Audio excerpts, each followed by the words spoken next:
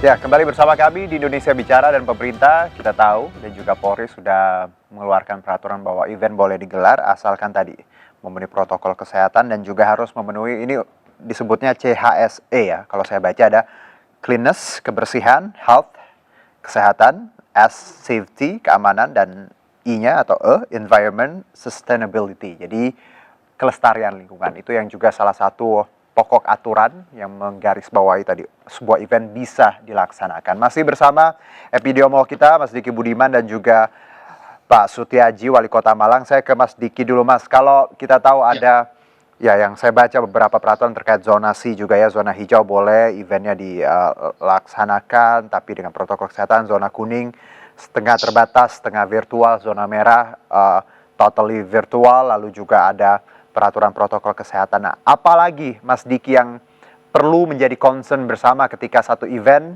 selain zonasi dan protokol kesehatan? Apa?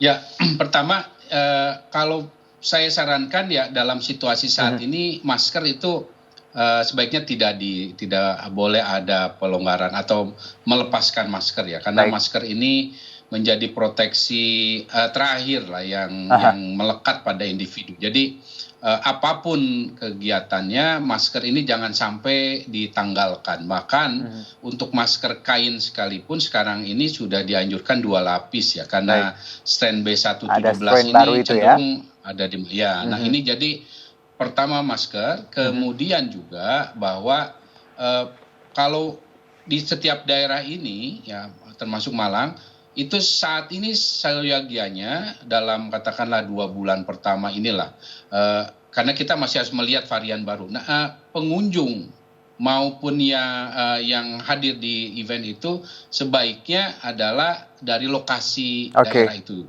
atau yang tetangga dekat. Maaf Mas Diki, jadi dengan kata lain bahwa pengunjung ini harus diperhatikan ya, memang zonanya memang dari zona itu, bukan dari orang luar, seperti itu ya?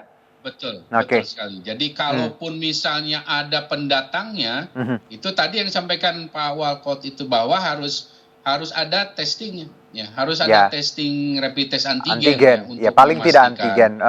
Betul. Untuk kalau bisa PCR yang bersangkutan. Jadi kalau bisa PCR lebih bagus. Tetapi setidaknya rapid test antigen. Ini harus yang diperhatikan terkait zonasi, karena kita tidak inginkan walaupun zonanya hijau tiba-tiba yang datang dari luar kota atau zona lain. Itu bisa jadi ancaman.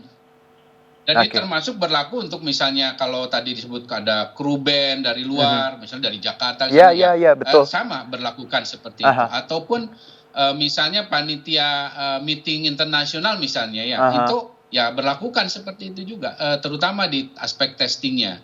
Dan tentu hal yang juga penting adalah sekali lagi event-event ini lebih diarahkan, saya ingatkan ke outdoornya. Jadi jangan indoor.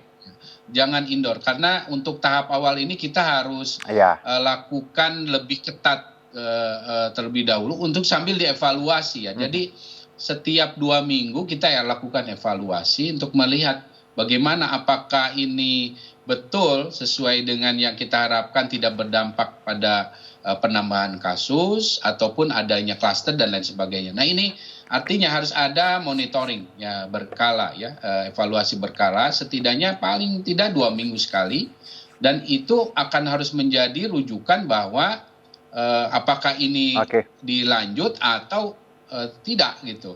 Bahkan harus ada opsi bahwa ketika misalnya terjadi klaster ya harus disuspend dulu. Ini harus jadi pilihan. Termasuk harus ada mekanisme teguran ataupun sanksi pada penyelenggara yang tidak mematuhi.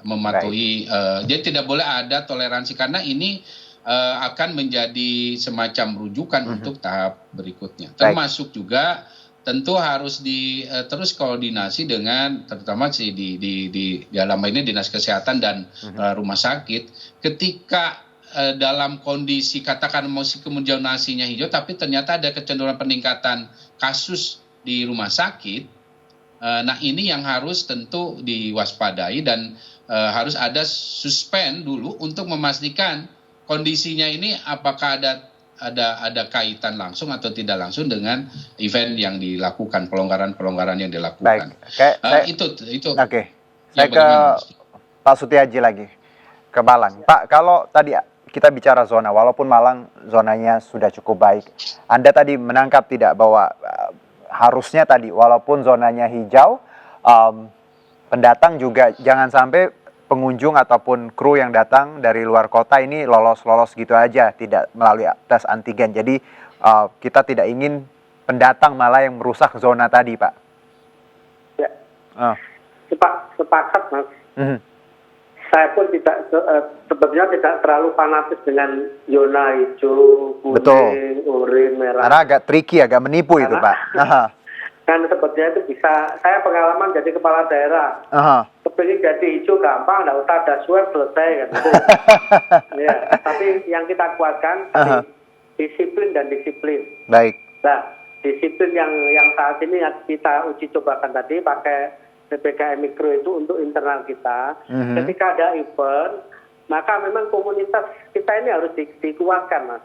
Baik. Artinya jangan sampai ada transmisi dari orang luar masuk ke komunitas kita yang sudah hijau, menjadi tiba-tiba menjadi merah. Karena hijau menjadi merah ini tidak usah menunggu lama, ketika terpapar, tidak diketahui, testing tidak kita lakukan, ya, maka yang terjadi juga nanti bisa membalikkan jadi hijau menjadi merah. Baik. Bukan menjadi kuning tapi merah. Baik. Lalu kalau tadi Pak terkait penyelenggara atau promotor atau IO misalnya mereka melanggar, ya kita harapkan tidak ya, tapi kalaupun ada kejadian itu, sanksinya seperti apa dari Anda dan jajaran? Kita kasih, Mas, jadi kita kan kita punya undang-undang karantina kesehatan, Mas. Baik. Itu kita kuatkan. Karena kita kurung, kita kasih yang agak berat, karena penanggung jawabannya kan dari EO-nya ya. Ini yang kita kuatkan, yang sehingga harapannya ada efek jerah. Karena mohon maaf, masyarakat dan warga Indonesia ini kan disiplinnya baru basicnya punishment, Mas, bukan dari dalam. Baik. Jadi kita kasih punishment dengan undang-undang karantina kesehatan itu secara pidana, tapi nanti kita kasih blacklist.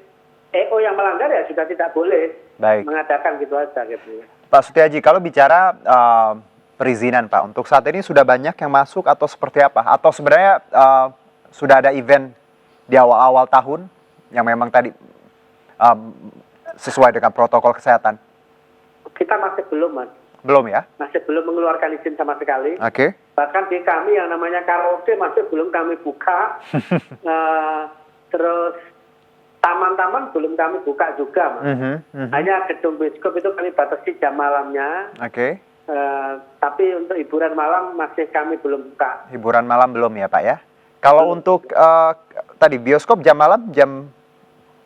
Sampai pukul 21, Mas. 21. Untuk kafe-kafe, tempat makan? Kalau kafe sesuai dengan pengaturan yang ada di PPKM. Kalau PKL pukul 20, pukul 24. Baik. Kalau kafe sampai pukul 10. Mall pukul 9. Baik, hampir sama seperti Jakarta lah ya. Baik. Ya. Oke. Saya ke Mas Diki lagi. Mas Diki, kita lihat kalau contohnya Malang nih ya, karena kita kebetulan ada Pak Sutiaji di sini. Kalau saya tadi dapat hasil bahwa angkanya 1 digit, berarti positivity rate-nya, let's say, udah aman ya untuk 5, even I don't know. 5 is ideal ya?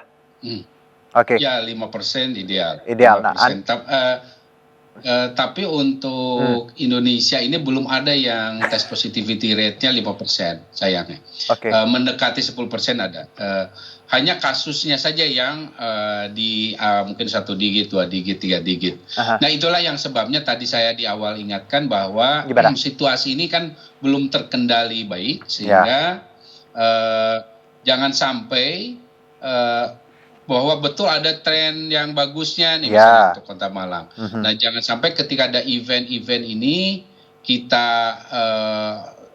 karena tidak bertahap, tapi syukurkan bertahap nih. Nah, terutama yang kita harus waspadai juga kan kasus impor nih ya. Dari impor itu nggak mesti dari luar negeri, dari daerah-daerah beda provinsi, luar kota. Nah, apalagi Malang ya, Malang itu kan salah satu kota ini ya wisata. Nah, ini tentu yang harus betul-betul dijaga ya, terutama ya dan tentu dalam kondisi ini juga kita tidak bisa membatasi orang tentu. Nah, tapi ketika kita sudah sampaikan apakah ke travel bureau dan segala macam bahwa minimal orang-orang yang datang ini sudah mengetahui secara kriteria awal bahwa dia itu tidak boleh sedang menderita katakanlah gejala flu, demam, mengalami kontak ada jadi di kriteria secara online-nya itu sudah ada screening awal gitu. Yeah.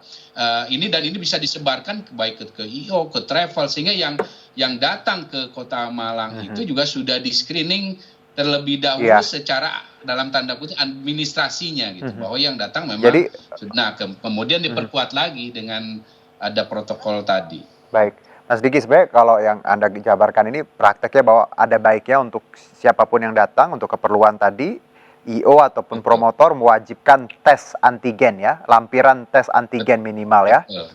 Itu sebagai syarat untuk masuk ke suatu kota atau suatu daerah. Betul. Dan sekali lagi vaksinasi itu nggak menggantikan tes ya. Artinya walaupun yang bersangkutan saya sudah divaksin 2 kali ya, tetap tidak menggantikan rapid test antigen. Tapi ketika dia hasil tesnya negatif itu jadi dia bebas, tidak ada karantina gitu. Itu kelebihannya.